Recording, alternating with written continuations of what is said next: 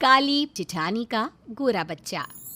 वैशाली का रंग बहुत काला है, इसलिए उसकी सास निर्मला और उसकी देवरानी मीनू उसे पसंद नहीं करती। वो हमेशा उसके काले रंग को लेकर ताने मारती हैं। एक दिन उन्हें पता चला कि वैशाली प्रेग्नेंट है, तो सब वैशाली को समझाने लगे।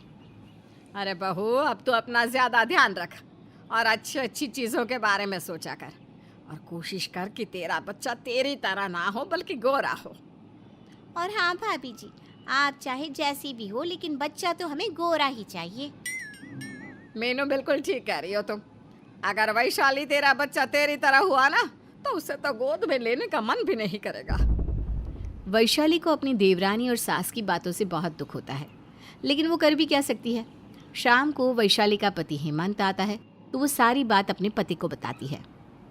मुझे इस बात से बिल्कुल फ़र्क नहीं पड़ता कि हमारे बच्चे का रंग कैसा होगा। बस हम दोनों उसकी परवरिश अच्छी करेंगे और उसे अच्छा इंसान बनाएंगे। लेकिन हेमंत जी, मीनू और माँ मुझे बहुत ताने सुनाती हैं, मुझे बहुत दुख होता है। अरे पर हम उनकी सोच तो नहीं बदल सकते ना। छोड़ो इन बातों को। देखो, अब तुम्हें अपना बहुत ध्यान रखना है। कल ही हम अपने फैमिली डॉक्टर के पास चलेंगे। हेमंत की बात सुनकर वैशाली को अच्छा लगता है। अगले दिन हेमंत और वैशाली डॉक्टर के पास से आते हैं, तो उन्हें देखकर निर्मला कहती है, आ गए बेटे तुम। क्या कहा डॉक्टर ने? माँ, सब कुछ नॉर्मल है। हेमंत बेटा, तू डॉक्टर के पास जा रहा था, पर मैं तुझे एक बात बताना ही भूल गई। क्या बताना भूल गई माँ? अब बता दो। देख हेमंत, अगली बार तू जब भी डॉक्टर के पास जाए ना, तो उससे ये ज़रूर पूछ लेना कि अगर बच्चा गोरा चाहिए तो उसके लिए क्या करना पड़ेगा। और हाँ, उसकी कोई दवाई भी आती है तो वो याद से दे दे हमें। माँ कैसी बात कर रही हो आप? ऐसी कोई दवाई नहीं आती। आप अपनी सोच बदलो माँ, और आज के बाद मुझसे ना इस तरह की बातें कभी मत करना। बेटा, तो मेरी बात कान खोल कर सुन ले। तू बीवी तो तू काली ले आया, लेकिन बच्चा मुझे गोरा ही चाहिए, चाहे इसके लिए मुझे कुछ भी करना पड़े। माँ, आपका कुछ नहीं हो सकता। समझ में नहीं आता कि आपकी सोच बदलने के लिए मैं क्या करूं।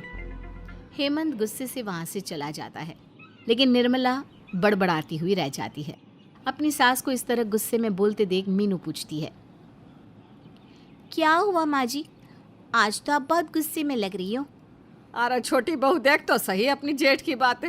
मेरी सोच बदलने की बात कर रहा है। अरे अपनी बीवी को तो देखे कि कैसी है वो। अगर मेरा पोता भी ऐसा ही हो गया काला कलूटा तो क्या करूंगी मैं?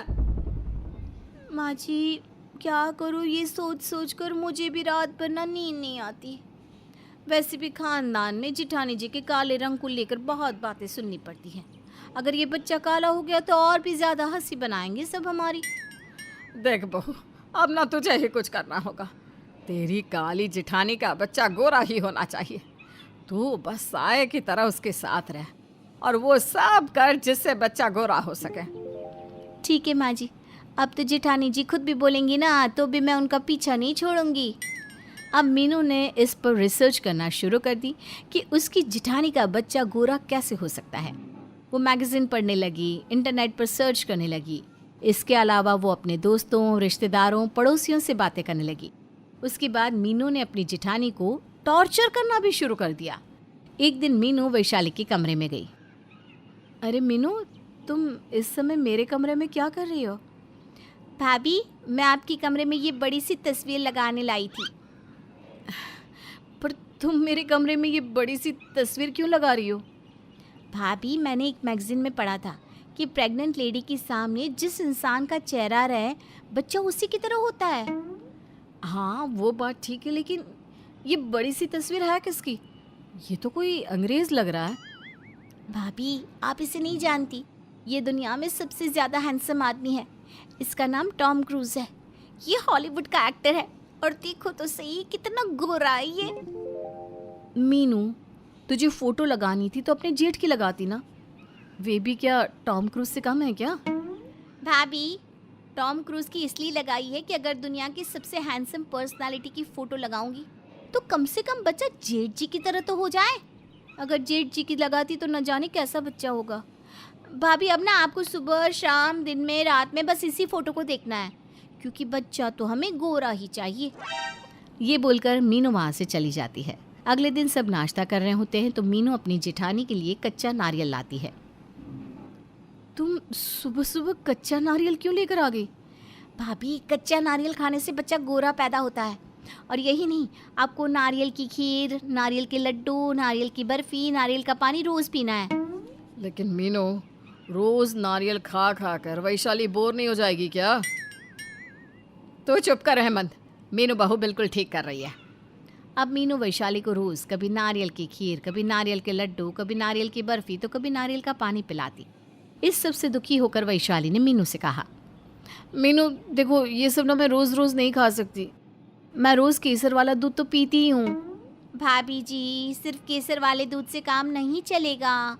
अगर आपको गोरा बच्चा चाहिए तो आपको ये सब खाना ही पड़ेगा। मुझे नहीं चाहिए गोरा बच्चा, वो तुम्हें चाहिए ना। मेरा बच्चा कैसा भी हो मुझे मंजूर है। वैशाली ये बोलकर वहाँ से चली जाती है। इसी तरह एक दिन वैशाली टीवी देख रही थी, तभी मीनू वहाँ आकर टीवी बंद कर देती है। मीनू, तुमने टीवी क्यों बंद कर दिया? भाभी छोड़िए ना इस टीवी को। ये देखिए, मैं आपके लिए नई मैगजीन लाई हूँ। इसमें बच्चा गोरा कैसे हो उसकी कुछ टिप्स लिखे हैं। अब पढ़िए तो। और इसे सिर्फ पढ़ना ही नहीं है बल्कि इसे फॉलो भी करना है। मीनू, मैं टीवी पर अपने फेवरेट एक्टर सलमान खान की मूवी दबंग देख रही हूँ। मुझे देखने दो ना, और अपनी ये फालतू की मैगजीन लेकर जाओ यहाँ से। भाभी जी, सलमान खान तो मुझे भी बहुत पसंद है, लेकिन दबंग मूवी में फाइट सीन है जो बच्चे के लिए अच्छा नहीं है। छोड़ो ना इस मूवी को, आप ही मैगजीन पढ़ो। वैशाली गुस्से से वहाँ से चली जाती है। अब वैशाली की डिलीवरी के दिन जैसे जैसे करीब आ रहे थे वैसे वैसे उसकी टेंशन बढ़ती जा रही थी। एक दिन हेमंत वैशाली का उदास चेहरा देखकर कहता है, क्या हुआ वैशाली, बहुत परेशान लग रही हो? मैं क्या करूं हेमंत जी, माँ और मीनू मुझे अपनी मर्जी से कुछ भी नहीं करने देती। मैं इन दोनों के इस बर्ताव से तंग आ गई हूँ। कभी कभी तो सोचती हूँ कि अगर मेरा बच्चा काला हो गया तो क्या होगा। अरे वैशाली, तुम इस बारे में कुछ ज़्यादा ही सोच रही हो। हमारा बच्चा जैसा भी हो बस स्वस्थ होना चाहिए। चलो टेंशन ना लो और आराम करो। दोनों बात कर ही रहे थे कि वैशाली दर्द से चिल्लाने लगी। हेमंत उसे जल्दी से अस्पताल ले गया। थोड़ी देर बाद वैशाली ने एक बेटी को जन्म दिया, लेकिन निर्मला और मीनू के सपने पर तब पानी फिर गया जब उन्होंने बच्चे का चेहरा देखा। माँ जी, ये तो काला है। कितनी मेहनत की थी मैंने, लेकिन कोई फ़ायदा नहीं हुआ। क्या क्या नहीं किया मैंने भाभी के लिए। बिल्कुल अपनी माँ पर गया है। काश मेरे बेटे पर जाता ये बच्चा। अब तो दुनिया वाले और भी ज़्यादा मजाक बनाएंगे मेरा। माँ, मीनू, आप दोनों को शर्म आनी चाहिए। इतने छोटे बच्चे के लिए ऐसी बातें कह रही हैं। कमी मेरी बीवी और बच्चे में नहीं, बल्कि तुम दोनों मानसिक रूप से बीमार हो। अपना इलाज कराओ। तुम दोनों ने ये जानने की कोशिश भी नहीं की कि वैशाली कैसी है, बच्चा कैसा है। तुम्हें तो बस ये जानना है कि उसका रंग कैसा है। काला है तो क्या हुआ, ये मेरा बच्चा है। मैं इसे बहुत अच्छी तरह से पालूंगा, इसे एक अच्छा इंसान बनाऊंगा, और आज के बाद आप दोनों मेरे बच्चे के आसपास भी नहीं भटकेंगी। हेमंत की बात सुनकर मीनू और निर्मला वहाँ से चली जाती है। हेमंत अपने बच्चे को गोद में उठाकर बहुत प्यार करता है।